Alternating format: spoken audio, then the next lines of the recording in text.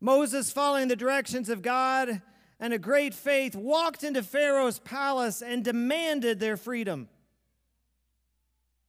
Again and again, Pharaoh said, "No, your people can go."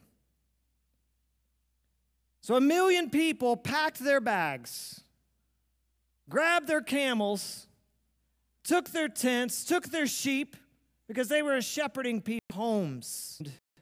Joshua. He saw Red Sea part. Exodus 33, Moses. Whenever the people saw the pillar of cloud standing at the entrance of the tent, they all stood and worshipped, each at the entrance of their tent. The Lord would speak to Moses to meet with God. And they were intentional about it. And people could see God's presence resting over it. And see, Moses sought God, but it says, because when we encounter God, it changes everything.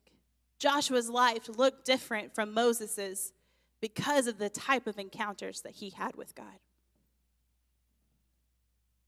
As a sidebar, before we adopted Joshua when he was in process, we knew we were getting a little boy. And I was reading this text one night from my devotion, and the Lord spoke to me and said, "I want you to name your son Joshua because he will not leave my tent." And so Joshua is an example for all of us to continually be having an encounter with God. Because when we encounter God, our lives change. And the first thing that we can understand with Joshua is his identity changed, who he was. There is an identity crisis in America and in many other cultures. Many people say, "I don't know who I am. I don't know why I'm here. I really don't know anything about myself." We spend so many years of our lives trying to, as culture says, find ourselves. But Joshua's encounter with God changed the trajectory of his life.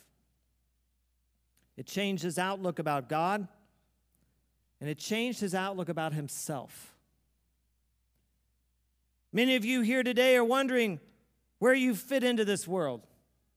You may lack confidence or deal with issues of self-esteem. Encountering God as Joshua did gave him the confidence he needed to lead God's people. So if we look further into this story, one day Moses passes from this